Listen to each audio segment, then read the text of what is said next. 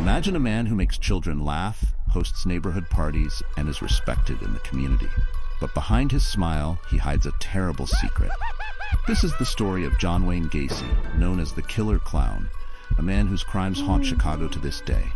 To everyone who knew him, Gacy was a model citizen, a contractor, a father, and famously a clown who performed at parades and parties. But behind this facade, Gacy was hiding something dark. A troubled past, marred by an abusive father, had shaped him into a man who would soon inflict horror upon others. As a teenager, Gacy showed disturbing signs, though they went unnoticed.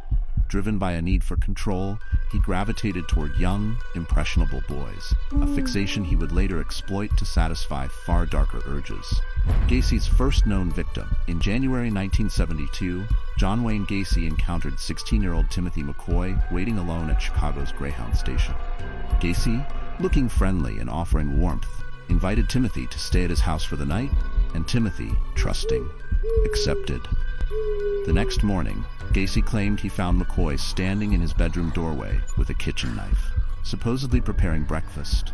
What followed was a sudden and deadly struggle, ending with McCoy's last breaths as Gacy felt a strange, dark thrill, a feeling of power that he would seek out again. He buried McCoy's body in the crawl space under his house, beginning a horrifying ritual hidden from the world above. 2 years later, in 1974, Gacy's need for control struck again. His next victim, still unknown, was strangled and briefly left in a closet before being buried beneath the house next to McCoy. This time, Gacy placed a cloth in the victim's mouth, a detail showing his careful, chilling method. Gacy was perfecting his ritual, adding layers of control with each crime, all while still hiding behind the same friendly face his neighbors trusted. As his confidence grew, so did his cruelty. Gacy developed a routine, performing a handcuff trick that left his victims defenseless. He would torture them, taunt them, and finally strangle them. By the time he was caught, he had killed at least 33 young men, burying 26 of them under his own house.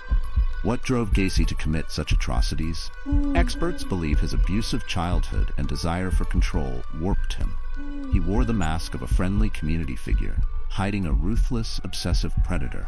His need for power over his victims was relentless, fueling his monstrous actions. When police searched Gacy's home, they discovered a true house of horrors. The bodies of his victims lay buried in the crawl space, while he continued living above them.